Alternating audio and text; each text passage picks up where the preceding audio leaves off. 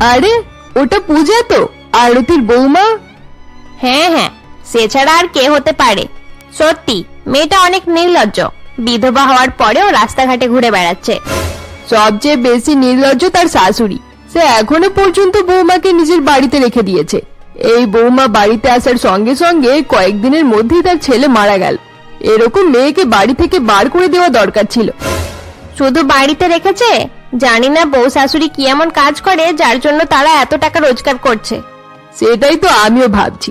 নিশ্চয়ই তারা দুজন মিলে কোনো উল্টোপাল্টা কাজ করে, না হলে নিজেদেরকে মেনটেন করার জন্য এত টাকা কোথা থেকে জোগাড় করে। দুই মহিলা নিজেদের মধ্যে কথা বলছিল। অপরদিকে পূজা হাঁটতে হাঁটতে নিজের শ্বশুর বাড়ি চলে যায়। বাড়িতে গিয়ে পূজা তার শাশুড়ি মা আরতির সঙ্গে বসে কিছু কথা বলতে শুরু করে। তুমি টাকার চিন্তা করো না বৌমা, তুমি নিজের বিজনেস আরো বড় করো। আমি তোমাকে আরো উন্নতি করতে দেখতে চাই।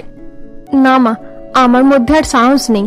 লোকেদের নানা রকমের কথা শোনার পর আমাকে নিজের বিজনেস চালাতে ভালো লাগছে না। লোকেদের নানা রকম কথা তোমাকে শুনতে হবে না বৌমা। তুমি যাই করো না কেন, মানুষ সবসময় কিছু না কিছু বলতেই থাকবে। তোমাকে তাদের কথা বেশি গুরুত্ব না দিয়ে নিজের কাজ করে যেতে হবে। তাদের কথা শুনে আমরা কি নিজের কাজ বন্ধ করে দেব? আমরা নিজের এত ভালো বিজনেস বন্ধ করতে যাব কেন? আমি কি করব মা, সবার কথা শুনে আমার একদমই ভালো লাগে না। ওটার জন্যই তো আমি তোমাকে অনেকদিন থেকে বোঝানোর চেষ্টা করছি যে তুমি নিজের সেই বন্ধু রবিকে বিয়ে করে নাও। ছেলেটা অনেক ভালো আর তোমাকে অনেক পছন্দও করে। মা, আমি অন্য কোনো ছেলেকে বিয়ে করতে চাই না। আমি যেমন আছি তেমনই থাকতে দিন আমাকে। আচ্ছা ঠিক আছে বৌমা, তোমার যেটা ইচ্ছা হয় তুমি সেটাই করো। পূজার এই বাড়িতে বিয়ে করে এসে মাত্র 2 দিন হয়েছিল। এরই মধ্যে তার স্বামী বিক্রমের এক অ্যাক্সিডেন্টে মৃত্যু হয়ে যায়। বিক্রম যখন গাড়ি চালাচ্ছিল এমন সময় তার গাড়ি উঁচু পাহাড় থেকে নিচে পড়ে গিয়েছিল। অ্যাক্সিডেন্টের পর বিক্রমের ডেড বডিটাও খুঁজে পাওয়া যায়নি। এরপর থেকে তাদের প্রতিবেশীরা পূজাকে নানা রকম অপবাদ দিতে শুরু করে। সকলেই তাকে অপয়া বলে গালাগাল করতে থাকে, কিন্তু সবার কথা শোনার পরেও তার শাশুড়ি তাকে কিছুই বলে না। আরতি সম্মানের সঙ্গে পূজাকে নিজের বাড়িতেই রেখে দেয়। পূজাও নিজের মায়ের বাড়ি ফিরে যেতে রাজি হয় না এবং তার শ্বশুর বাড়িতে থেকেই স্বামীর কাপড়ের ব্যবসা সামলাতে থাকে। একদিন আরতি যখন হলরুমে বসেছিল এমন সময় তার দরজার বেল বেজে ওঠে। এরপর আরতি গিয়ে দরজা খোলে। আরে রবি, তুমি এসেছো? এসো এসো, বাড়ির ভেতরে এসো। আন্টি, পূজা কোথায়? পূজা কিছু সময় আগেই ফ্যাক্টরি থেকে এসেছে, এখন নিজের ঘরে বসে রেস্ট করছে। তুমি যাও না, গিয়ে তার সঙ্গে দেখা করে নাও। ঠিক আছে আন্টি, আমি তার রুমে যাচ্ছি। এরপর রবি পূজার রুমে চলে যায়। পূজা যখন টেবিলে বসে ল্যাপটপে কিছু কাজ করছিল হঠাৎ রবিকে রুমের ভেতরে আসতে দেখে পূজা বলে, রবি, আমি তোমাকে কতবার বলেছি এভাবে আমার শ্বশুর বাড়িতে আমার সঙ্গে দেখা করতে আসবে না। এমনিতেই লোকেরা আমাদের ব্যাপারে নানা রকম উল্টোপাল্টা কথা বলে। সবাই তোমাকে প্রত্যেকদিন আমাদের বাড়িতে আসা যাওয়া করতে দেখে নিলে আমার জন্য আরো বেশি সমস্যা হয়ে যাবে। পূজা, তুমি ভালো করে জানো আমি তোমাকে কত ভালোবাসি। তোমার বিয়ের আগে থেকেই যখন আমরা কলেজে ছিলাম তখন থেকে আমি তোমাকে ভালোবাসি। যদি তুমি বিক্রমের সঙ্গে বিয়ে না করে আমার সঙ্গে বিয়ে করে নিতে তাহলে হয়তো তোমাকে এসব দিন দেখতে হতো না। তোমার ফালতু কথা বন্ধ করো রবি, এবার কোন কাজে এখানে এসেছো সেটা বলো। আসলে পূজা, আমার কাছে কোনো ভালো চাকরি নেই, তাই তোমার বাবা আমার সঙ্গে তোমার বিয়ে দিতে রাজি হয়নি। কিন্তু এখন আমি রেলের চাকরি পেয়ে গেছি, তাও আবার একটা ভালো পোস্টে। এবার অন্তত তুমি বিয়ের জন্য রাজি হয়ে যাও। না রবি, আমি এখনো তোমাকে বিয়ে করব না। তুমি যদি আইপিএস অফিসারও হয়ে যাও তারপরেও আমি তোমাকে বিয়ে করব না। আমি দ্বিতীয় বিয়ে করতেই চাই না। আমি বিক্রমকে কোনোদিনও ভুলতে পারবো না। পূজা রবিকে এই সমস্ত কথা বলতে থাকে। অপরদিকে অন্য এক শহরের একটি বাড়িতে বিক্রম হলরুমে দাঁড়িয়ে কাউকে ডাকাডাকি করছিল। আরে মিনা, তাড়াতাড়ি করো, আমাদের দেরি হয়ে যাচ্ছে। এখন আমি মেকআপ করছি, আমাকে আর 5 মিনিট দাও, আমি যাচ্ছি। আমার মেকআপ হয়েই এসেছে। মিনা যখন এই কথা বলছিল এমন সময় 5 বছরের ছেলে পিন্টু বিক্রমের কাছে আসে। বাবা, আমি তো তৈরি আছি, তুমি আমাকে নিয়ে ঘুরতে চলো। আমরা যতক্ষণ ঘুরে আসবো ততক্ষণে মায়ের মেকআপ করা হয়ে যাবে। আচ্ছা, তাহলে নিজের বাবাকে আমার ব্যাপারে নালিশ করা হচ্ছে? আমার মেকআপ হয়েই গেছে। তোমার মেকআপ হয়ে গেছে? এবার তাড়াতাড়ি চলো, আমাদের অনেক দেরি হয়ে গেছে। এরপর বিক্রম পূজা এবং তাদের ছেলে পিন্টুকে নিয়ে গাড়ি করে কোথাও যেতে শুরু করে। যেতে যেতে বিক্রম বলে, মিনা, এত বড় বিজনেসম্যানের বাড়ির পার্টিতে যাচ্ছি, তারা আমাদেরকে ইগনোর করবে না তো? না বিক্রম, এরকম কিছুই হবে না। যখন তাদের ঠাকুরমা অসুস্থ ছিল তখন আমি তার অনেক ভালোভাবে খেয়াল রেখেছিলাম। তারপর তাদের পরিবারের সকলে আমাকে নিজের ফ্যামিলি মেম্বারই মনে করে। তোমার সঙ্গে না হয় তারা খুব ভালো ব্যবহার করবে, কিন্তু আমার সঙ্গে কেমন ব্যবহার করবে এটা বুঝতে পারছি না। আরে বিক্রম, তুমি শুধু শুধুই টেনশন করছো। এখন তুমি অ্যাক্সিডেন্টের পর 1 বছর পর্যন্ত হসপিটালে কোমাতে ছিলে। তখন তাদের পরিবার আমাকে অনেক হেল্প করেছিল। তুমি সেসব ব্যাপারে জানো না। না হলে তোমার চিকিৎসার জন্য এত টাকা আমি কিভাবে জোগাড় করতাম? আচ্ছা সে যাই হোক, তোমাকে এইসব কথা বলার মানে এটাই যে সেদিন থেকেই তাদেরকে আমি নিজের পরিবারের মতো মনে করি। তারা তোমার কত সাহায্য করেছে আমি সেগুলো জানি না, কিন্তু আমি এতটা জানি যে তুমি না থাকলে অ্যাক্সিডেন্টের পর আমি আর বাঁচতাম না। তাছাড়া আমি নিজের পুরানো লাইফের ব্যাপারে কিছু জানি না। আমি কে এবং আমার পরিবার কোথায় কিছুই জানি না। তুমি এই সমস্ত চিন্তা বন্ধ করে দাও বিক্রম। তুমি পুরানো কথা যত বেশি মনে করবে তত দুঃখ পাবে। আমি শুধু এটাই জানি যে তোমার সেই অ্যাক্সিডেন্ট হওয়ার পর আমরা চিরদিনের মতো এক হয়ে গেলাম। এখন আমি তোমার সঙ্গে আর আমাদের ছেলের সঙ্গে অনেক হ্যাপি আছি। বিক্রম মিনার সঙ্গে গল্প করতে করতে গাড়ি চালিয়ে যেতে থাকে। অপরদিকে পূজাদের বাড়িতে, না মা, আমি হাসি খুশি হয়ে থাকতে পারবো না। আমি জানি বিক্রমের সঙ্গে মাত্র 2 দিন ছিলাম, কিন্তু সেই 2 দিন আমার জন্য অনেক স্পেশাল ছিল। মাত্র 2 দিনেই বিক্রম আমাকে অনেক বেশি সম্মান আর ভালোবাসা দিয়েছিল। সেই দিনগুলো আমি ভুলতে পারবো না মা। আমি নিজের ছেলেকে হারিয়ে সবকিছু হারিয়ে ফেলেছি বৌমা। আমি জানি জীবনে একা থাকা অনেক কষ্টকর, কিন্তু তোমার বয়স অনেক কম। এই বয়সে আমি তোমাকে এত কষ্ট সহ্য করতে দেব না। মা, আমি আপনাকে এই অবস্থায় একা ফেলে কোথাও যাব না। আপনি আমাকে দ্বিতীয় বিয়ে করার জন্য জোর করবেন না। আমি জানি পূজা, তোমাকে বোঝানো অসম্ভব ব্যাপার। আচ্ছা পূজা, তুমি তো জানো প্রদীপ বাবুর বাড়িতে পার্টি আছে। তাদের কোম্পানির সঙ্গে কয়েক বছর থেকে আমাদের বিজনেস চলছে, তাই তুমি সেই পার্টিতে চলে যাও। এমনিতে আমার পার্টিতে যেতে ভালো লাগে না মা, তবে এটা বিজনেসের ব্যাপার, তাই সেখানে যাওয়া দরকার। ঠিক আছে মা, আমি চলে যাব। অপরদিকে বিক্রম মিনা এবং ছোট ছেলে পিন্টুর সঙ্গে পার্টিতে পৌঁছায়। পূজার স্বামী বিক্রমের অ্যাক্সিডেন্টের পর স্মৃতিশক্তি চলে গিয়েছিল। তারপর থেকে সে মিনা নামের এক নার্সের সঙ্গে বিয়ে করে ভালোভাবে নতুন জীবন কাটাচ্ছিল। বিক্রম এবং মিনা পার্টি এনজয় করছিল। অপরদিকে প্রদীপ বাবুর সেই পার্টিতে পূজাও আসছিল তাদের বিজনেসের সম্পর্ক ভালো করার জন্য। পূজা গাড়ি চালিয়ে আস্তে আস্তে নানা রকম কথা ভাবতে থাকে। আমাদের বিয়ের দিনেই বিক্রম আমাকে বলেছিল যে বিক্রম চাই আমি তার সঙ্গে বিজনেস করি। সে আমাকে সাধারণ হাউসওয়াইফ হিসেবে দেখতে চাইতো না। তার চলে যাওয়ার পর থেকে আমি তার বিজনেস সামলাতে শুরু করি। সে যদি আজ বেঁচে থাকতো তাহলে আমাকে দেখে অনেক খুশি হতো। আমরা দুজনে একসঙ্গে প্রদীপ বাবুর পার্টিতে আসতাম। পূজা এসব কথা ভাবতে থাকে। অপরদিকে প্রদীপ বাবুর পার্টিতে, মিনা, আমাকে একা ছেড়ে অন্য কারোর সঙ্গে কথা বলতে চলে যেও না। এখানে আমি কাউকে চিনি না। আরে না না, আমি তোমার সঙ্গে থাকবো, কোথাও যাব না। আরে পিন্টু, পিন্টু কোথায় যাচ্ছ? দেখো না বিক্রম, পিন্টু কোথায় পালিয়ে গেল। জানি না এবার পার্টিতে কত গন্ডগোল করবে। এরপর মিনা এবং বিক্রম পার্টিতে অনেক লোকের সঙ্গে দেখা করে। সবাই তাদের সঙ্গে খুব ভালো বিহেভ করে। ধীরে ধীরে বিক্রমেরও পার্টিতে খুব ভালো লাগতে শুরু করে। কিছু সময় পর বিক্রমের প্রথম স্ত্রী পূজাও পার্টিতে পৌঁছায়।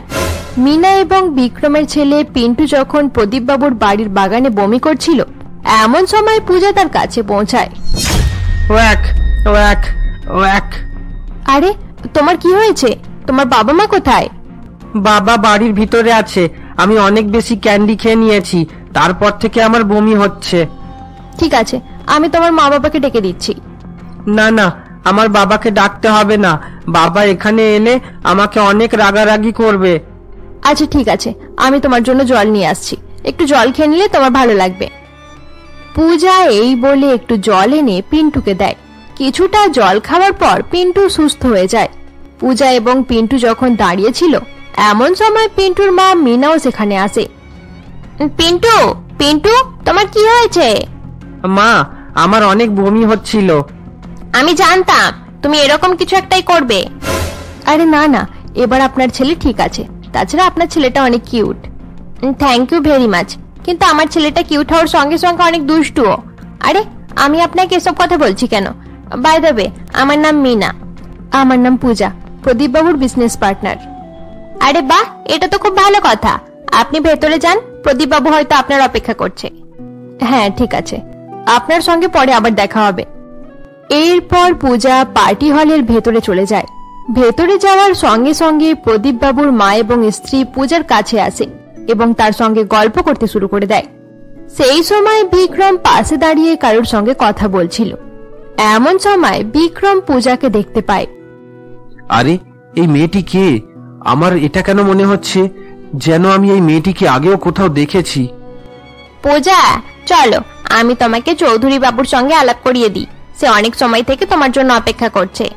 প্রদীপ বাবুর মা এই বলে পূজাকে নিয়ে সেখান থেকে চলে যায়। মেয়েটির নাম পূজা? হ্যাঁ, এর নামটা যেন কোথাও শুনেছি। পূজা। বিক্রম দাঁড়িয়ে এই সমস্ত কথা ভাবছিল। এমন সময় মিনা পিন্টুকে নিয়ে সেখানে আসে। বিক্রম, বিক্রম, তুমি কি ভাবছো? চলো বিক্রম, আমরা বাড়ি ফিরে যাই। পিন্টু উল্টোপাল্টা কিছু খেয়ে নিয়েছিল। আচ্ছা ঠিক আছে, চলো। এরপর বিক্রম মিনা এবং পিন্টুর সঙ্গে পার্টি থেকে চলে যায়। তারা যখন পূজার পাশ থেকে যাচ্ছিল, এমন সময় পূজা পেছন থেকে বিক্রমকে দেখে কিছু ভাবতে শুরু করে। আমার এটা কেন মনে হলো যে লোকটি বিক্রম ছিল? হয়তো আমি একটু বেশি চিন্তা করছি। বিক্রম কিভাবে হতে পারে? অপরদিকে বাড়ি ফেরার পর বিক্রম আবার পূজার কথা চিন্তা করতে থাকে। বিক্রম হল রুমে বসে পূজার কথা ভাবছিল। এমন সময় মিনা তার কাছে আসে। কি ব্যাপার বিক্রম? পার্টিতেও তোমাকে অনেক চিন্তিত মনে হচ্ছিল, বাড়ি ফিরেও তুমি আবার কি সব চিন্তা করতে শুরু করে দিলে? আমি জানি না মিনা, পার্টিতে আমি একজনকে দেখেছিলাম যাকে দেখে মনে হলো আমি আগেও তার সঙ্গে দেখা করেছি। আরে আমি তোমাকে কতবার বলেছি তুমি পুরানো কথা ভুলে যাও। তুমি যত সেগুলো চিন্তা করবে তত তোমার চাপ মনে হবে। তাছাড়া সে যদি তোমার চেনাশোনা কেউ থাকতো তাহলে অবশ্যই তোমার সঙ্গে দেখা করতে আসতো। হয়তো ভিড়ের মধ্যে সে আমাকে দেখতে পায়নি। এবার তুমি সেই সব কথা নিয়ে এত চিন্তা করো না বিক্রম। চলো এবার ঘুমিয়ে পড়বে, চলো। পূজার কথা চিন্তা করতে করতে বিক্রমের মাথায় অনেক চাপ পড়ছিল, তাই সে মিনার কথায় ঘুমানোর জন্য চলে যায়। কিন্তু সেখানে গিয়েও শুয়ে শুয়ে সেই কথাগুলোই সে ভাবতে শুরু করে। আমি চোখ বন্ধ করলেই সেই মেয়েটির মুখ আমার চোখে ভাসছে। এভাবে আমি ঘুমাতে পারবো না, উঠে বসে পড়ি। এরপর বিক্রম উঠে পড়ে এবং আবার হল রুমে চলে যায়। বিক্রম হল রুমে গিয়ে দেখে মিনা সেখানে বসে রয়েছে। মিনা, মিনা, কি করছো তুমি? এখন রাত 2টো বাজে, তুমি এখানে কেন? তুমি কিছু পড়ছো? আরে না না, আমি তেমন কিছু করছি না। আসলে একটা পেপার পেয়েছি, সেটাই পড়ে দেখছি কি আছে। তুমি রুমের ভেতরে যাও না, আমি যাচ্ছি। তুমি কি আমার থেকে কিছু লুকানোর চেষ্টা করছো? আরে বিক্রম, তোমার কি মাথা খারাপ হয়ে গেছে? আমি কোনোদিন তোমার কাছে কিছু লুকিয়েছি? তুমি রুমে চলো, আমি যাচ্ছি। অপরদিকে পূজাদের বাড়িতে পূজা যখন নিজের রুমে বসেছিল, এমন সময় তার শাশুড়ি সেখানে আসে। আরে কি হয়েছে বৌমা, তুমি এত রাত পর্যন্ত জেগে বসে আছো কেন? ঘুম পাচ্ছে না মা। আচ্ছা, আজকের পার্টি কেমন ছিল সেটা তো বলো। সব সময়ের মতো এটাও বোরিং পার্টি ছিল মা, তবে পার্টিতে আমি একটা ছোট ছেলেকে দেখতে পেয়েছিলাম, খুব ভালো লাগলো। কত ভালো করে কথা বলছিল। আমারও সেরকম একটা বাচ্চা থাকলে খুব ভালো হতো। তুমি নিজের মন খারাপ করো না বৌমা, ধীরে ধীরে সব কিছু ঠিক হয়ে যাবে। মা, আপনার কখনো এটা মনে হয়নি যে কেউ ইচ্ছে করে বিক্রমের অ্যাক্সিডেন্ট করিয়েছে? তুমি জানো বৌমা, বিক্রম যখন 18 বছরের হয়েছিল তখন তার বাবা তাকে একটা কার গিফট করেছিল। তখন আমি অনেক রেগে গিয়েছিলাম যে এত ছোট ছেলেকে বড় গাড়ি গিফট করার কি প্রয়োজন। তারপর আমি দেখলাম বিক্রম খুব ভালোভাবে গাড়ি চালাচ্ছে। জানি না সে কবে গাড়ি চালানো শিখলো, কিন্তু যেই ছেলে 18 বছর বয়স থেকে এত ভালো গাড়ি চালায়, সেই ছেলে 30 বছর বয়সে গাড়ি অ্যাক্সিডেন্ট করে মারা গেল, এটা আমিও বিশ্বাস করতে পারছিলাম না বৌমা। আমিও এটাই বলতে চাইছিলাম মা। আচ্ছা মা, আমাদের কি কারোর সঙ্গে বিজনেস নিয়ে কোনো ঝগড়া ছিল? না বৌমা, বিক্রমের বাবা আর বিক্রম কারোর সঙ্গে ঝগড়া ঝামেলা করতো না, সকলেই তাদেরকে অনেক পছন্দ করত। তাহলে এই অ্যাক্সিডেন্ট কিভাবে হলো মা? তাছাড়া আমরা তার বডিটাও তো খুঁজে পাইনি। আমার তো মাঝে মাঝে মনে হয় যে আমার ছেলে বেঁচে আছে। তোমাকে দেখলে মনে হয় আমার ছেলে এখনো তোমার পাশেই দাঁড়িয়ে আছে। তুমি জানো মা, আজ পার্টিতে আমি... কি হয়েছে পার্টিতে? আসলে মা, কিছু না, ওসব কথা থাক, অনেক দেরি হয়ে গেছে। এবার আপনি বরং গিয়ে ঘুমিয়ে পড়ুন। আচ্ছা ঠিক আছে, তুমিও ঘুমিয়ে পড়ো বৌমা। এরপর আরতি এবং পূজা ঘুমানোর জন্য চলে যায়। পরের দিন সকালে মিনা এবং সূর্য নামের এক ছেলে একটি কফি হাউসে দেখা করে। মিনা সেখানে দুঃখী হয়ে বসেছিল। মিনা, তুমি কতদিন পর্যন্ত বিক্রমের কাছে এই কথাটি লুকাবে? আমার মনে হয় এবার সময় হয়ে গেছে, তাকে সব সত্যি কথাগুলো বলে দেওয়া দরকার। আমি কিভাবে তাকে সত্যি কথাগুলো বলবো? আমার অনেক ভয় পাই। বিক্রমের কি হবে? আমার ছোট ছেলে পিন্টুর কি হবে? তারা দুজন আমাকে ছাড়া কিভাবে থাকবে? আমি তোমার কথা বুঝতে পারছি মিনা, কিন্তু কথাটি এভাবে লুকিয়ে রাখলেও সমস্যার সমাধান হবে না। তারা যত তাড়াতাড়ি সত্যি কথা জানতে পারবে তত তাড়াতাড়ি সেটা সহ্য করতে পারবে। আমি বিক্রমকে এসব কথা কিভাবে বলবো? সে নিজেই অনেক সমস্যার মধ্যে আছে। সে নিজের নাম ছাড়া আর কিছুই মনে করতে পারছে না। আমার চলে যাওয়ার পর সে কিভাবে নিজেকে সামলাবে? সে যাই হোক, এবার সময় হয়ে গেছে, তুমি নিজেকে শক্ত করো। হয়তো তুমি ঠিক কথাই বলছো। আমি বিক্রমকে আজকে এসব কথা বলে দেব। মিনা হয়তো কোনো সমস্যার মধ্যে ছিল। তার কাছে সবকিছু থাকার সত্ত্বেও সে হাসি খুশি ছিল না এবং নিজের স্বামীর সঙ্গে কোনো এক ব্যাপারে কথা বলতে পারছিল না। 6 বছর আগে এক বৃষ্টির রাতে শহরের এক ব্যবসায়ী মদনবাবু যখন তার বিজনেস মিটিং শেষ করার পর হোটেলে ফিরছিল। ড্রাইভার, তুমি ঠিকভাবে গাড়ি চালাচ্ছ না কেন? স্যার, আসলে কাল রাতে আমি ঘুমাইনি, তাই খুব ঘুম পাচ্ছে। তুমি তাহলে গাড়ি সাইড করো, আমি গাড়ি চালাবো। তুমি পেছনে বসে বসে একটু ঘুমিয়ে নাও। আরে না না স্যার, আমি থাকতে আপনি কেন গাড়ি চালাবেন? আমি ম্যানেজ করে নেব, কোনো সমস্যা হবে না। ড্রাইভার এই বলে গাড়ি চালাতে থাকে। সেই সময় গাড়ি চালাতে চালাতে ড্রাইভারের খুব ঘুম পেয়ে যায় এবং তাদের সামনে একটি গাড়িও এসে যায়। সামনের গাড়িটি ধাক্কা আটকানোর চেষ্টা করে এবং ব্রিজ থেকে নিচে পড়ে যায়। আরে ড্রাইভার, এটা তুমি কি করলে? অনেক বড় ভুল হয়ে গেছে স্যার। চলুন আমরা তাড়াতাড়ি এখান থেকে চলে যাই, না হলে পুলিশ কেস হয়ে যাবে। চুপ করো তুমি, চলো আমরা ব্রিজে নিচে গিয়ে দেখি কি হয়েছে। এরপর মদনবাবু ড্রাইভারকে সঙ্গে নিয়ে ব্রিজের নিচে যায়। বিক্রম তখন সেখানে রক্তাক্ত অবস্থায় পড়েছিল। স্যার, লোকটি মনে হয় আর বাঁচবে না, তাড়াতাড়ি এখান থেকে চলুন। তুমি বেশি কথা বলো না, তোমার জন্য এই সব হয়েছে। পুলিশ কেস হবে হোক, কিন্তু এই লোকটিকে আমি এভাবে ছেড়ে যাব না। আমরা একে হাসপাতালে নিয়ে যাব। এরপর মদনবাবু বিক্রমকে তার গাড়ি করে হসপিটালে নিয়ে যায় এবং অ্যাডমিট করে দেয়। ডাক্তার বলেছে লোকটির মাথায় অনেক আঘাত লেগেছে। ঈশ্বর এই লোকটিকে সুস্থ করে দাও, না হলে আমি সারা জীবন নিজেকে ক্ষমা করতে পারবো না।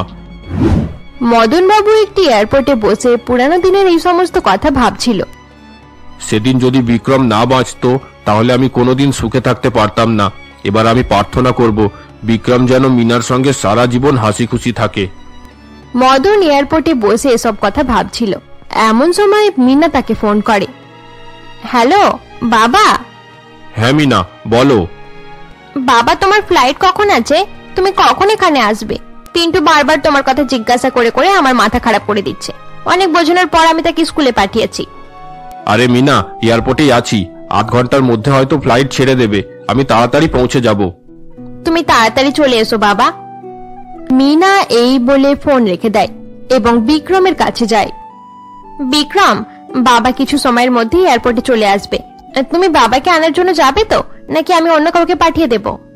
আরে না মিনা, আমি বাবাকে আনতে যাওয়ার জন্যই তৈরি হচ্ছিলাম, অন্য কাউকে বলতে হবে না, আমি যাচ্ছি। এরপর বিক্রম একটি কার নিয়ে বেরিয়ে পড়ে। বিক্রম যেতে যেতে অনেক রকমের কথা ভাবছিল। কাল রাতে আবার আমি সেই মেয়েটার স্বপ্ন দেখলাম। সেই মেয়েটা কে? যদি মেয়েটার সঙ্গে আমার কোনো রকম সম্পর্ক থেকে থাকে এবং প্রদীপবাবুর সঙ্গে মেয়েটার ভালো সম্পর্ক থাকে, তাহলে প্রদীপবাবুর পার্টিতে কেউ আমাকে চিনতে পারলো না কেন? অপরদিকে পূজা নিজের কোম্পানিতে বসে বিক্রমের কথা ভাবছিল। প্রদীপবাবুর পার্টিতে আমি পেছন থেকে তাকে দেখেছিলাম। যদি সেটা বিক্রম থাকতো তাহলে প্রদীপবাবুর পার্টির লোকেরা তাকে নিশ্চয়ই চিনে ফেলতো। না না, হয়তো সে বিক্রম ছিল না। আমি আজকাল অনেক বেশি চিন্তা করছি। তাছাড়া প্রদীপবাবুর বাড়িতে বিক্রমকে এমনিতেও কেউ চিনবে না। প্রদীপবাবুর সঙ্গে শুধুমাত্র বাবাই বিজনেস ডিল করত। সে বিক্রমের ব্যাপারে কিছুই জানে না। না না, এসব কথা ভাবা ঠিক হবে না। মা বলেছিল তার জন্য একটা ওষুধ নিয়ে যেতে হবে। যাই, ওষুধ নিয়ে বরং বাড়ি ফিরে যায়। অপরদিকে বিক্রম যখন এয়ারপোর্টের দিকে যাচ্ছিল, এমন সময় রেলওয়ে ক্রসিং এর জায়গায় তার গাড়ি বন্ধ হয়ে যায়। এই গাড়িটা বন্ধ হওয়ার কোনো সময় পেল না। এবার আমি টাইমে এয়ারপোর্টে কিভাবে পৌঁছাবো? ক্যাব বুক করে চলে যাই, ওটাই সবচেয়ে ভালো হবে। বিক্রম এই বলে গাড়ি থেকে বেরিয়ে পড়ে। এমন সময় মিনা তাকে ফোন করে। হ্যালো বিক্রম, তুমি এয়ারপোর্টে পৌঁছে গেছো? আরে কিভাবে পৌঁছাবো, আমার গাড়ি খারাপ হয়ে গেছে। আমি ক্যাব বুক করেছি, কিছু সময়ের মধ্যে চলে আসবে। আচ্ছা ঠিক আছে। আচ্ছা মিনা, এবার তুমি ফোন রাখো, আমার একটা কাজ আছে। বিক্রম ফোনে কথা বলতে বলতে রেলওয়ে ক্রসিং এর উল্টো দিকে পূজাকে হাঁটতে দেখে এবং ফোন রেখে দেয়। আরে এটা তো পূজা, হয়তো তার সঙ্গে কথা বলে কিছু জানতে পারবো। পূজা, পূজা, পূজা। বিক্রম পূজাকে ডাক দেওয়া শুরু করে, কিন্তু এরই মাঝে ট্রেন চলে আসে এবং পূজা আড়াল হয়ে যায়। আরে ট্রেনটা এই সময় আসার ছিল, সেই মেয়েটাকে আর দেখতে পাচ্ছি না। অপরদিকে বিক্রমের ডাক শুনে পূজা ফিরে তাকায়, কিন্তু তাদের মাঝে ট্রেন থাকায় পূজা বিক্রমকে দেখতে পায় না। কিছু সময় পর ট্রেন চলে যায়, কিন্তু তত সময় পর্যন্ত পূজা তার শাশুড়ির জন্য ওষুধ নিয়ে সেখান থেকে চলে গিয়েছিল। বিক্রম আবার তার সঙ্গে কথা বলতে পারে না। অপরদিকে মদন বাবু বাড়ি ফিরে আসে এবং মিনার সঙ্গে গল্প করতে থাকে। আমি জানি মিনা, বিক্রমকে সত্যি কথা বলতে তোর ভয় করছে, কিন্তু আর কতদিন পর্যন্ত তুই এই কথাটি লুকিয়ে রাখবি? আমার এটাই চিন্তা যে তাকে সত্যি কথা বলতে তুই দেরি না করে ফেলিস। কিন্তু বাবা, বিক্রম নিজের পুরানো জীবনের ব্যাপারে কিছু জানে না। তাকে এই সময় কথাগুলো বললে সে সাহস হারিয়ে ফেলবে। কিন্তু মিনা, এই সময় তুই তাকে কথাগুলো বলে দিলে সে সহ্য করে নিতে পারবে এবং সেভাবে নিজেকে মানিয়ে নেবে। বাবা, আমার মধ্যে সেই সাহস নেই যে আমি তাকে কথাগুলো বলবো। আমি অনেকবার চেষ্টা করেছি বাবা, কিন্তু তাকে বলতেই পারছি না। মিনা তার বাবার সঙ্গে বসে হল রুমে গল্প করছিল। অপরদিকে বিক্রম তার রুমে বসে কিছু চিন্তা করতে থাকে। আজকাল মিনা অনেক টেনশনের মধ্যে থাকে, আমাকে কিছু বলতে চাইছে না। তার বাবা আসার পরে তার সঙ্গে লুকিয়ে লুকিয়ে কিছু কথা বলছে। সেদিন রাতে আবার লুকিয়ে লুকিয়ে কিছু পড়ছিল এবং আমাকে দেখতে পেয়ে কথা ঘুরিয়ে দিয়েছিল। বিক্রম এই সমস্ত কথা ভাবতে ভাবতে মিনার আলমারি খোলে, যেখানে মিনা তার সমস্ত ডকুমেন্ট রাখে। সেখানে রাখা কাগজ পড়তে পড়তে বিক্রম একটি ফাইল দেখতে পায় এবং অবাক হয়ে যায়। অপরদিকে হল রুমে। হ্যাঁ বাবা, জানি আমার ক্যান্সার আছে, আমি বেঁচে থাকতে চাই, বিক্রমের সঙ্গে থাকতে চাই, কিন্তু আমার কপালে হয়তো এটা নেই। আমার কাছে মাত্র আর 6 মাস পড়ে রয়েছে, মাত্র 6 মাস। মিনা তার বাবাকে এই সমস্ত কথা বলছিল। এমন সময় হাতে ফাইল নিয়ে বিক্রম সেখানে আসে। এসব কি মিনা, তুমি এত বড় কথা আমার থেকে লুকিয়ে রেখেছিলে কেন? তুমি আমাকে ক্ষমা করে দাও বিক্রম, আমি তোমাকে এই কথাটি বলতে পারছিলাম না। সত্যি কথা জানার পর বিক্রম এবং মিনা অনেক দুঃখী হয়ে গিয়েছিল।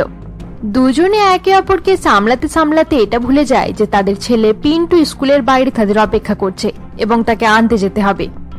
পিন্টু যখন স্কুলের বাইরে দাঁড়িয়ে তার বাবা মায়ের অপেক্ষা করছিল, এমন সময় পূজা সেখানে আসে। Aunty, aunty.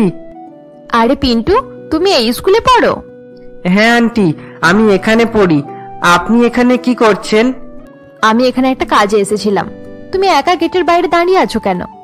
স্কুল ছুটি হয়ে গেছে, মা প্রতিদিন আমাকে নিতে আসে, কিন্তু জানি না আজ নিতে আসেনি কেন। আচ্ছা ঠিক আছে, চলো আজ আমি তোমাকে বাড়ি পৌঁছে দিয়ে আসি। তোমার বাড়ির রাস্তা জানা আছে তো? হ্যাঁ আন্টি, আমি চিনি, তুমি চলো, আমি তোমাকে দেখিয়ে দিচ্ছি। এরপর পূজা পিন্টুকে তার গাড়িতে বসিয়ে নেয় এবং তার বাড়ির দিকে যেতে থাকে। আরে পিন্টু, তোমার মায়ের নাম মিনা, তাই তো? হ্যাঁ আন্টি, আপনি ঠিক বলেছেন। তোমার বাবার নাম কি? পিন্টু তার বাবার নাম বলতেই যাচ্ছিল, এমন সময় পূজার ফোন চলে আসে। হ্যাঁ মা, আমি ওষুধ নিয়ে নিয়েছি, আধ ঘন্টার মধ্যে বাড়ি পৌঁছে যাব। আন্টি, ওটা আমার বাড়ি, ওখানে গিয়ে থামিয়ে দিন। এরপর পূজা পিন্টুর বাড়ি গিয়ে দরজার বেল বাজায়। কিছু সময় পর বিক্রম এসে দরজা খোলে। পূজা এবং বিক্রম একে অপরকে সামনে দেখে অবাক হয়ে দাঁড়িয়ে থাকে। এরই মধ্যে মিনা সেখানে আসে। আরে পূজা, আপনি এখানে? মা, আন্টি আমাকে ছাড়তে এসেছে। আমি স্কুলের বাইরে তোমার অপেক্ষা করছিলাম, তোমার আসতে দেরি হচ্ছিল, তাই আন্টি আমাকে বাড়ি নিয়ে এলো। হ্যাঁ আসলে, বাহ, খুব ভালো হয়েছে যে আপনি আমাদের বাড়ি এসেছেন। আসুন না, ভেতরে আসুন। না না মিনা, আমার দেরি হয়ে যাচ্ছে, আমি পরে কোনো একদিন আসবো। আপনি এরকম করে কেন বলছেন? এসেছেন যখন তাহলে এক কাপ চা খেয়েই যেতে হবে। আরে বিক্রম, তুমি কিছু বলো না। আরে হ্যাঁ, প্লিজ আসুন। কি বললেন বিক্রম? হ্যাঁ, বিক্রম। বিক্রম আমার হাজবেন্ড। সেদিন পার্টিতেও আমার সঙ্গে গিয়েছিল, হয়তো লক্ষ্য করেননি। হ্যাঁ হ্যাঁ, হয়তো সেরকমটাই হয়েছে। পূজা মিনার বাড়িতে যাওয়ার পর থেকেই অবাক হয়ে গিয়েছিল। সে বিক্রমকে নিজের চোখের সামনে দেখলেও তার ব্যাপারে কিছু জিজ্ঞাসা করতে পারে না। অপরদিকে মিনা সেখানে থাকায় বিক্রম ও পূজার সঙ্গে কোনো রকম কথা বলতে পারে না। কি হয়েছে পূজা, তোমাকে এত চিন্তিত মনে হচ্ছে কেন? সবকিছু ঠিক আছে তো?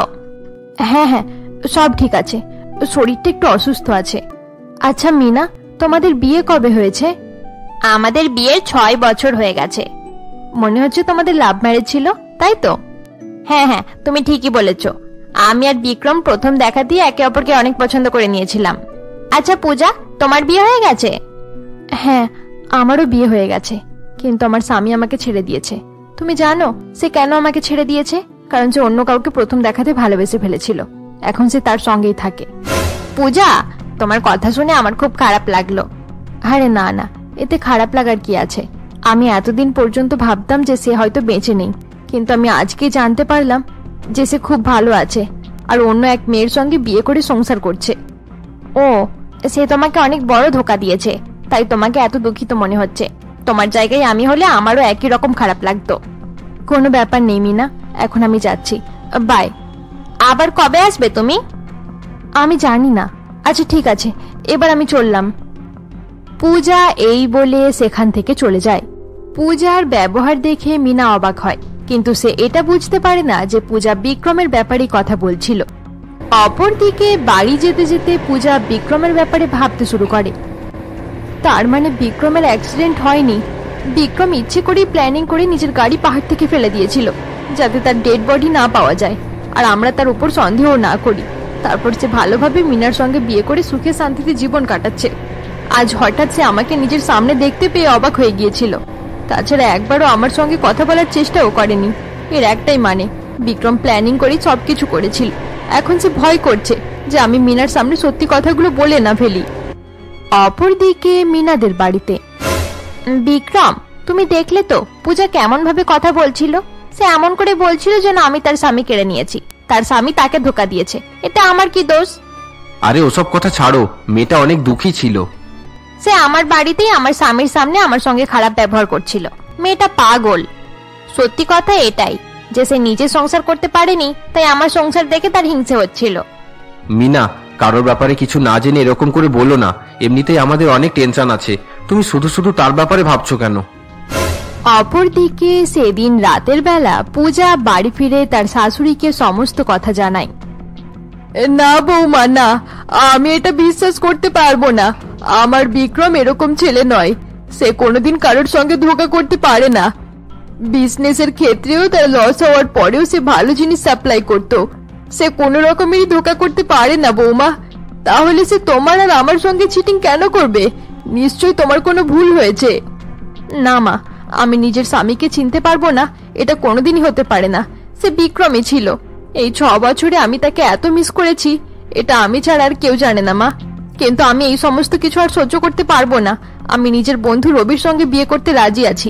বিক্রমের ধোঁকা দেখার পর আমি আর নিজেকে সামলে রাখতে পারছি না মা। হ্যাঁ বৌমা, তুমি অবশ্যই রবির সঙ্গে বিয়ে করে সংসার করো।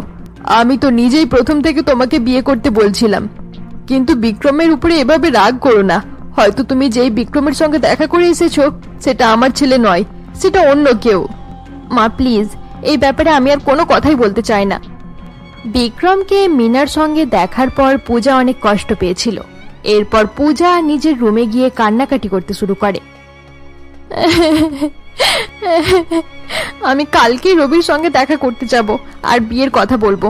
বিক্রম খুব আনন্দ করে অন্য মেয়ের সঙ্গে সংসার করছে, আমি কেন একা কষ্ট করব? পরের দিন সকালে পূজা তার বন্ধু রবির সঙ্গে কথা বলতে চলে যায়। তারা একটি রেস্টুরেন্টে গিয়ে দেখা করে।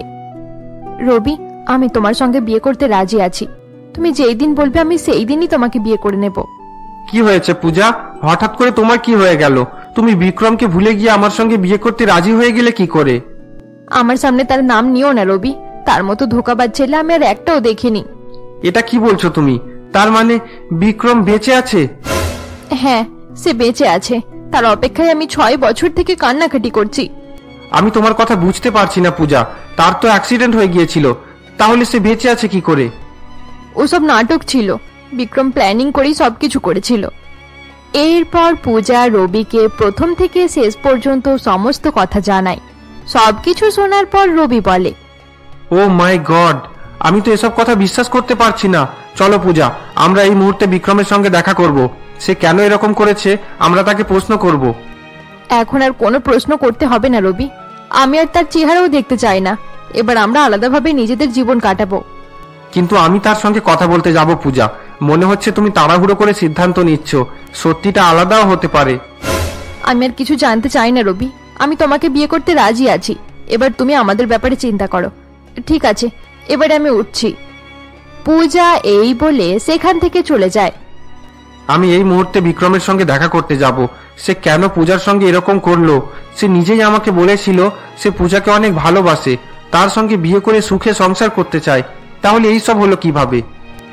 এরপর রবি আর দেরি না করে বিক্রমের সঙ্গে দেখা করতে মিনাদের বাড়িতে পৌঁছায়। আপনি কি বললেন? আপনার নাম রবি? আমরা কি আগেও দেখা করেছি?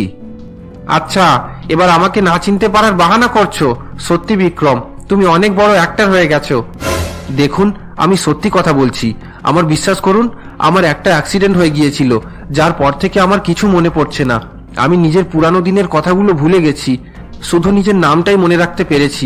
অনেক চেষ্টা করি যাতে পুরানো কথাগুলো মনে পড়ে যায়, কিন্তু কিছুই মনে পড়ে না। বাহ, খুব ভালো নাটক শুরু করেছো। আমি তোমাকে মিথ্যে বলছি না রবি, সব সত্যি বলছি। কিন্তু বারবার আমি স্বপ্নে পূজাকে দেখতে পাই, বুঝতে পারি না তার সঙ্গে আমার কি সম্পর্ক আছে। এটা তুমি কি বলছো? তুমি কি সত্যি পূজাকে স্বপ্নতে দেখতে পাও? হ্যাঁ, আমি সত্যি বলছি। সে পরশুদিন আমার বাড়িতে এসেছিল মিনার সঙ্গে দেখা করার জন্য, কিন্তু তাকে সামনে দেখার পরেও আমি কিছুই মনে করতে পারিনি। বিক্রম, ভালো করে আমার কথা শোনো, পূজা তোমার স্ত্রী। হোয়াট? রবি বিক্রমকে এই সমস্ত কথা বলছিল।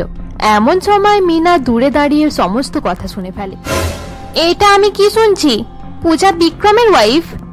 কি বললে? পূজা আমার ওয়াইফ? কিন্তু পূজাকে তুমি নিজে পছন্দ করে বিয়ে করেছিলে, কিন্তু তার কপাল খুব খারাপ ছিল। বিয়ের মাত্র দুদিন পরেই তোমার অ্যাক্সিডেন্ট হয়ে যায়। অ্যাক্সিডেন্টের পর তোমার ডেড বডিটাও পাওয়া যায়নি। 6 বছর পর্যন্ত পূজা এটাই ভাবছিল যে তুমি মারা গেছো। সে তোমার কথা মনে করে খুব কষ্টে জীবন কাটাচ্ছিল। সে এক মুহূর্তের জন্যও তোমার মাকে একা ছাড়েনি। আজ পর্যন্ত সে তোমার বাড়িতে থেকে তোমার মায়ের সেবা করে। তুমি জানো, তোমাদের ফ্যামিলি বিজনেসটাও পূজা একাই সামলায়। এবার আমি কি করব? পূজা যেদিন মিনার সঙ্গে দেখা করতে এখানে এসেছিল, সেদিন তার মনে রাগ, দুঃখ সবকিছু ছিল। হয়তো সে আমার সঙ্গে কথা বলতে চাইছিল, কিন্তু মিনার জন্য সে কিছুই বলতে পারলো না। আমিও তাকে নিজের স্বপ্নের ব্যাপারে কিছুই বলতে পারিনি। পূজা এটাই ভাবছে যে তুমি আগে থাকতে মিনার সঙ্গে রিলেশনশিপে ছিলে এবং তার সঙ্গে বিয়ে করার জন্যই এই অ্যাক্সিডেন্টের নাটক করেছিলে, যাতে পূজার সঙ্গে আলাদা হয়ে তুমি সুখে মিনার সঙ্গে থাকতে পারো। না রবি, আমি ইচ্ছে করে কিছু করিনি।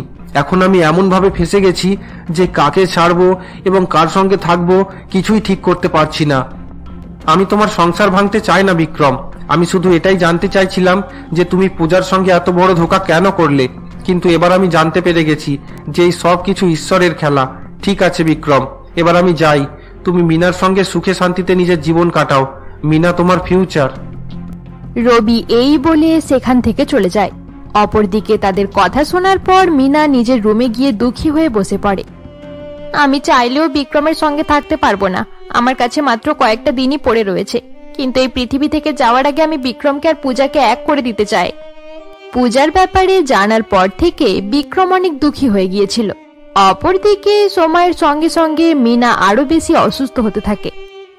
অন্যদিকে পূজা এটা ভাবছিল যে বিক্রম তাকে ধোঁকা দিয়েছে এবং সে রবিকে বিয়ে করার জন্য তৈরি ছিল। তারপর একদিন মিনা বিক্রমের মায়ের সঙ্গে দেখা করতে আসে এবং তাকে সমস্ত কথা জানিয়ে দেয়। কি বললে? আমার ছেলে বেঁচে আছে? তুমি কি সত্যি কথা বলছো? হ্যাঁ মা, আমি সত্যি কথাই বলছি। বিক্রম আমার হাজবেন্ড। আমাদের 5 বছরের একটা সন্তানও রয়েছে। কিন্তু আমার কপাল খারাপ, আমি বিক্রমের সঙ্গে সারা জীবন থাকতে পারবো না। বিক্রম শুধু পূজার জন্য। কিন্তু পূজা তো অন্য কিছু ভেবে বসে আছে। আমি জানি পূজা বিক্রমকে ভুল ভাবছে। আমি তাকে বোঝাবো, আমি সবকিছু ঠিক করে দেব। আমার মনে হয় পূজা আর রাজি হবে না। সে রবিকে বিয়ে করার জন্য শপিং করতে গেছে। খুব তাড়াতাড়ি তাদের বিয়ে হতে চলেছে। একদিকে আরতি এবং মিনা কথা বলছিল, অপরদিকে পূজা একটি শপিং মলে গিয়ে রবির অপেক্ষা করতে থাকে। আরে এত দেরি হয়ে গেল, রবি এখনো পর্যন্ত এলো না কেন? তাকে ফোন করার চেষ্টা করছি, ফোনটাও তো লাগছে না। পূজা রবির অপেক্ষা করতে করতে শপিং মলের একটি চেয়ারে গিয়ে বসে পড়ে। এমন সময় পেছন থেকে বিক্রম তার কাছে আসে। পূজা, আরে বিক্রম, তুমি এখানে কি করতে এসেছো? আমাকে ক্ষমা করে দাও পূজা, আমি তোমার সঙ্গে ঠিক করিনি, কিন্তু আমি সত্যি কথা বলছি যে আমি তোমার কোনো রকমেরই কথা শুনতে চাই না বিক্রম। তুমি এখান থেকে চলে যাও। আমি রবিকে বিয়ে করতে চলেছি। আমি নতুন ভাবে নিজের সংসার তৈরি করব। তোমার সঙ্গে আমার আর কোনো সম্পর্ক নেই। সবার মুখে বিধবা শুনে শুনে আমি বিরক্ত হয়ে গেছি। এরপর আর কোনোদিনও কেউ আমাকে বিধবা বলবে না। পূজা বিক্রমকে এই সমস্ত কথা বলছিল, এমন সময় রবি সেখানে আসে।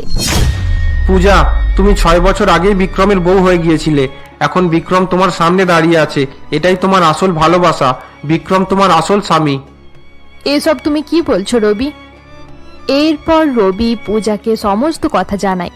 সবকিছু শোনার পর পূজা বলে, মিনা কি এসবের ব্যাপারে জানে? সে যদি এই কথাগুলো জানতে পারে তাহলে সে কত কষ্ট পাবে, এটা তুমি একবারও ভেবে দেখেছো? মন ভাঙলে কত কষ্ট হয় এটা আমি খুব ভালোভাবেই জানি। আমি সবার আগে তোমার সঙ্গে এই ব্যাপারে কথা বলতে চাইছিলাম। এখন পর্যন্ত মিনাকে এই ব্যাপারে কিছুই জানাইনি। আমি আজকেই মিনাকে সব কথা বলে দেব। না বিক্রম, তোমাকে আর কোনো কিছুই বলতে হবে না। তুমি মিনার কাছে চলে যাও। এবার সেটাই তোমার জীবন। তার এরকম খারাপ সময় তোমাকে তার পাশে দাঁড়ানো দরকার। আমি তোমাকে ছাড়া বাঁচতে শিখে গেছি, কিন্তু মিনা হয়তো তোমাকে ছাড়া থাকতে পারবে না। রবি এবং পূজার কথায় বিক্রম ঠিক করে নেয় যে বাকি জীবন সে মিনার সঙ্গেই কাটাবে, এবং পূজাও ঠিক করে নেয় সে রবির সঙ্গে বিয়ে করে বিক্রমের জীবন থেকে চিরদিনের জন্য সরে যাবে। অপরদিকে মিনা চাইতো বিক্রম পূজার সঙ্গে বিয়ে করে নিক এবং তারা দুজন মিলে তার ছেলে পিন্টুকেও আপন করে নিক। কয়েকদিন পর পূজা এবং রবির বিয়ের দিন চলে আসে। পূজা তার রুমে বসে তৈরি হচ্ছিল, কিন্তু সে মন থেকে অনেক দুঃখী ছিল। এবার সে ঠিক করে নিয়েছিল যে সে নতুন করে জীবন শুরু করবে। অপরদিকে তাদের প্রতিবেশী দুই মহিলা তাদের ব্যাপারে কথা বলতে শুরু করে। দেখো পার্বতী দি, আরতির বৌমা পূজা দ্বিতীয় বিয়ে করছে।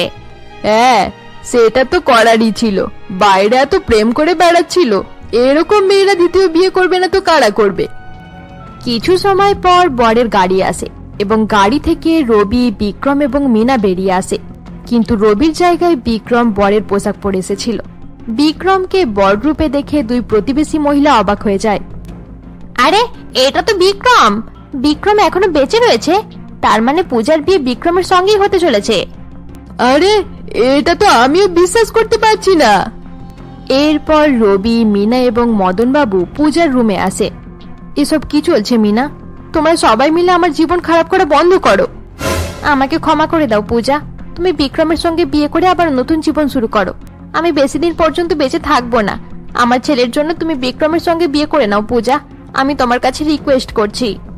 কিন্তু মিনা, তুমি বারণ করো না পূজা, হয়তো ঈশ্বর এটাই চায়। আমি কয়েক বছর থেকে নিজের ক্যান্সার হওয়ার কথা লুকিয়ে রেখেছিলাম, কিন্তু যেই দিন বিক্রম এটার ব্যাপারে জানতে পারলো সেই দিনই তুমি আমাদের বাড়িতে এলে। তারপর সমস্ত সত্যি কথাগুলো বাইরে চলে এলো। এবার তুমি বিক্রমকে ছেড়ে রবির সঙ্গে বিয়ে করতে চলেছো। এটা ঠিক হবে না পূজা, তুমি প্লিজ এরকম করো না। পূজা মা, আজ থেকে 6 বছর আগে আমার ড্রাইভার যে ভুল করেছিল, হয়তো সেটার জন্য আমাকে এই দিন দেখতে হচ্ছে। আমার একমাত্র মেয়ে চিরদিনের জন্য আমাকে ছেড়ে চলে যাচ্ছে। আমি অন্তত বিক্রমকে নিজের জীবনে হ্যাপি দেখতে চাই। বিক্রম তোমাকে ছাড়া আর কারোর সঙ্গে হ্যাপি থাকতে পারবে না পূজা।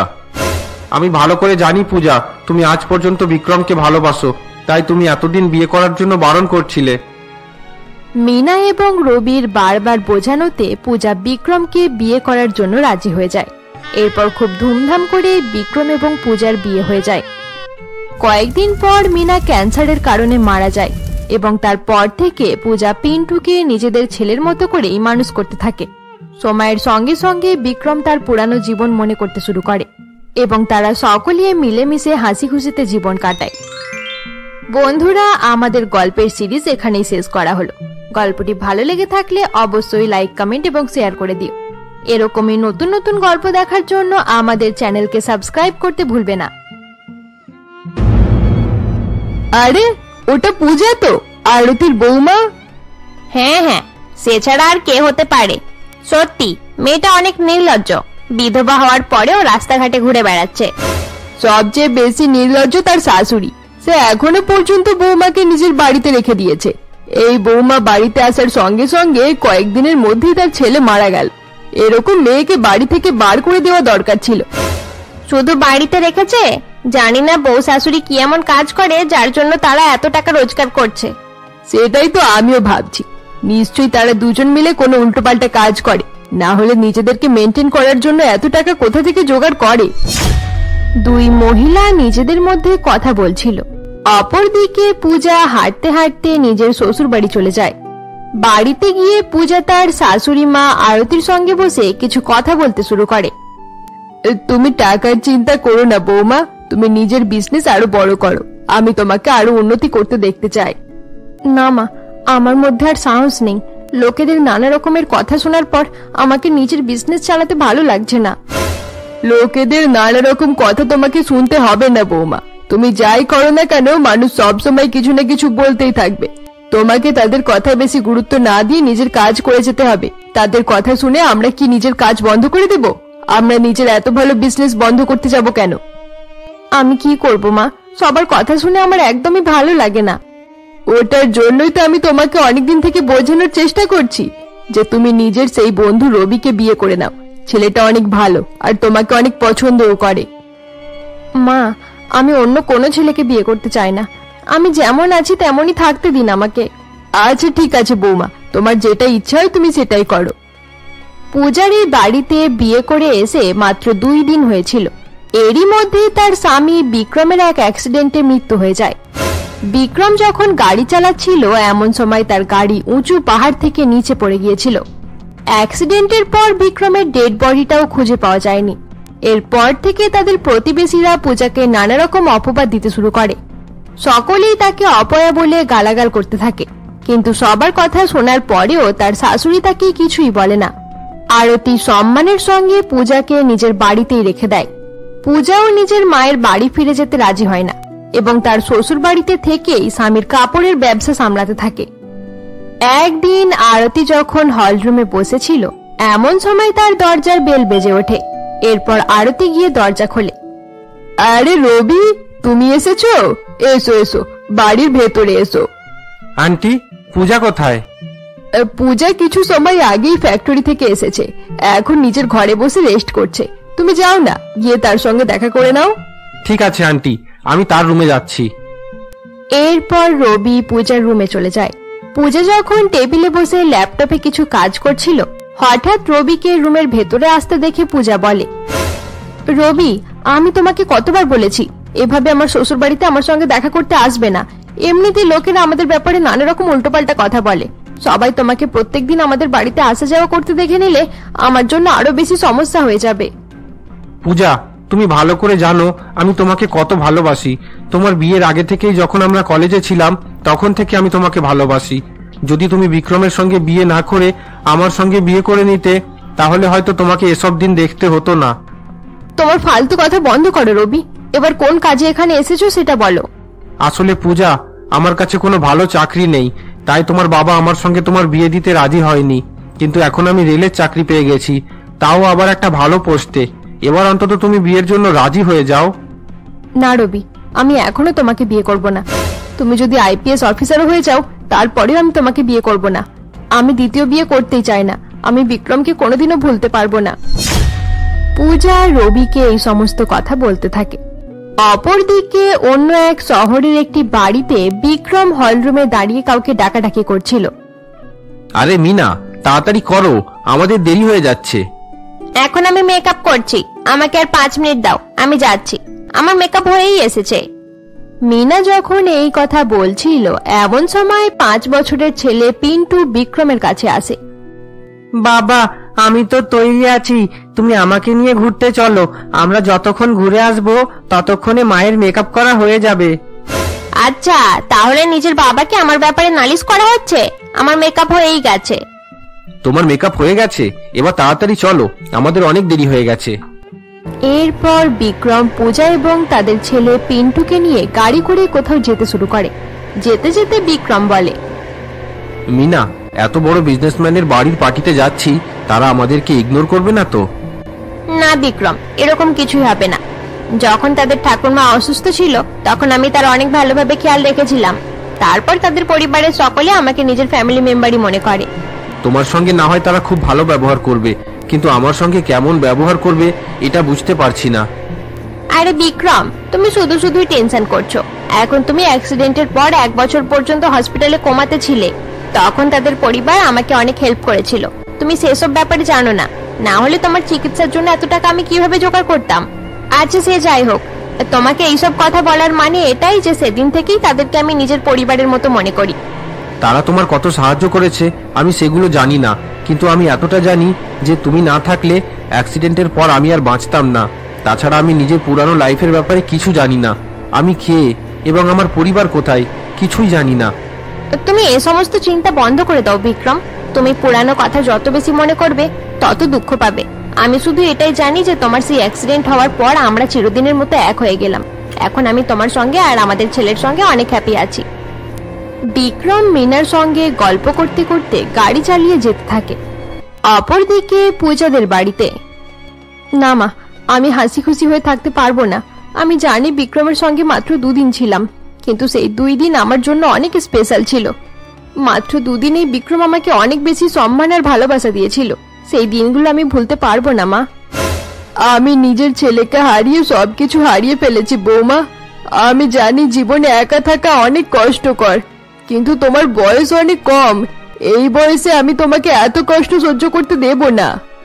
মা, আমি আপনাকে এই অবস্থায় একা ফেলে কোথাও যাব না। আপনি আমাকে দ্বিতীয় বিয়ে করার জন্য জোর করবেন না। আমি জানি পূজা, তোমাকে বোঝানো অসম্ভব ব্যাপার। আচ্ছা পূজা, তুমি তো জানো প্রদীপ বাবুর বাড়িতে পার্টি আছে। তাদের কোম্পানির সঙ্গে কয়েক বছর থেকে আমাদের বিজনেস চলছে, তাই তুমি সেই পার্টিতে চলে যাও। এমনিতে আমার পার্টিতে যেতে ভালো লাগে না মা, তবে এটা বিজনেসের ব্যাপার, তাই সেখানে যাওয়া দরকার। ঠিক আছে মা, আমি চলে যাব। অপরদিকে বিক্রম মিনা এবং ছোট ছেলে পিন্টুর সঙ্গে পার্টিতে পৌঁছায়। পূজার স্বামী বিক্রমের অ্যাক্সিডেন্টের পর স্মৃতিশক্তি চলে গিয়েছিল। তারপর থেকে সে মিনা নামের এক নার্সের সঙ্গে বিয়ে করে ভালোভাবে নতুন জীবন কাটাচ্ছিল। বিক্রম এবং মিনা পার্টি এনজয় করছিল। অপরদিকে প্রদীপ বাবুর সেই পার্টিতে পূজাও আসছিল তাদের বিজনেসের সম্পর্ক ভালো করার জন্য। পূজা গাড়ি চালিয়ে আস্তে আস্তে নানা রকম কথা ভাবতে থাকে।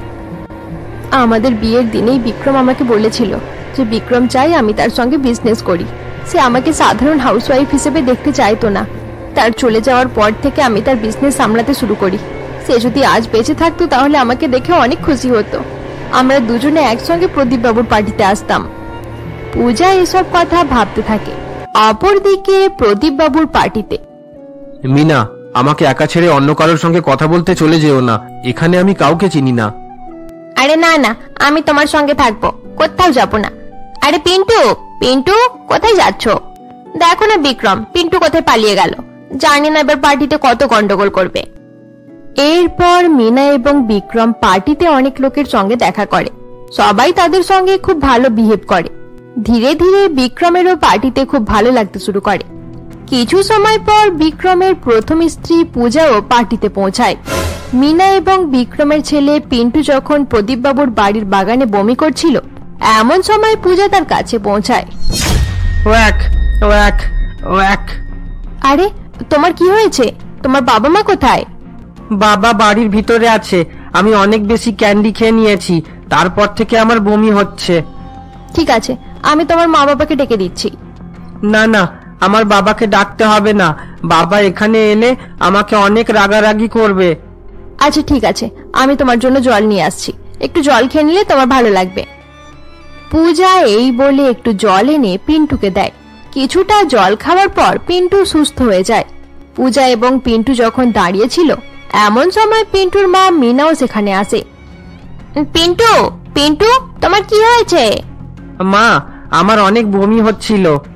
আমি জানতাম তুমি এরকম কিছু একটাই করবে। আরে না না, এবার আপনার ছেলে ঠিক আছে।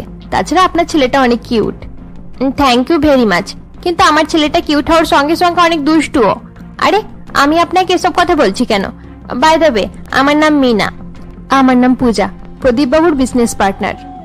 আরে বাহ, এটা তো খুব ভালো কথা। আপনি ভেতরে যান, প্রদীপ বাবু হয়তো আপনার অপেক্ষা করছে। হ্যাঁ ঠিক আছে, আপনার সঙ্গে পরে আবার দেখা হবে। এরপর পূজা পার্টি হলের ভেতরে চলে যায়। ভেতরে যাওয়ার সঙ্গে সঙ্গে প্রদীপ বাবুর মা এবং স্ত্রী পূজার কাছে আসে এবং তার সঙ্গে গল্প করতে শুরু করে দেয়। সেই সময় বিক্রম পাশে দাঁড়িয়ে কারোর সঙ্গে কথা বলছিল। এমন সময় বিক্রম পূজাকে দেখতে পায়। আরে এই মেয়েটি কে? আমার এটা কেন মনে হচ্ছে যেন আমি এই মেয়েটিকে আগেও কোথাও দেখেছি। পূজা, চলো আমি তোমাকে চৌধুরী বাবুর সঙ্গে আলাপ করিয়ে দিই। সে অনেক সময় থেকে তোমার জন্য অপেক্ষা করছে। প্রদীপ বাবুর মা এই বলে পূজাকে নিয়ে সেখান থেকে চলে যায়। মেয়েটির নাম পূজা? হ্যাঁ, এর নামটা যেন কোথাও শুনেছি। পূজা। বিক্রম দাঁড়িয়ে এই সমস্ত কথা ভাবছিল। এমন সময় মিনা পিন্টুকে নিয়ে সেখানে আসে। বিক্রম, বিক্রম তুমি কি ভাবছো? চলো বিক্রম, আমরা বাড়ি ফিরে যাই। পিন্টু উল্টোপাল্টা কিছু খেয়ে নিয়েছিল। আচ্ছা ঠিক আছে।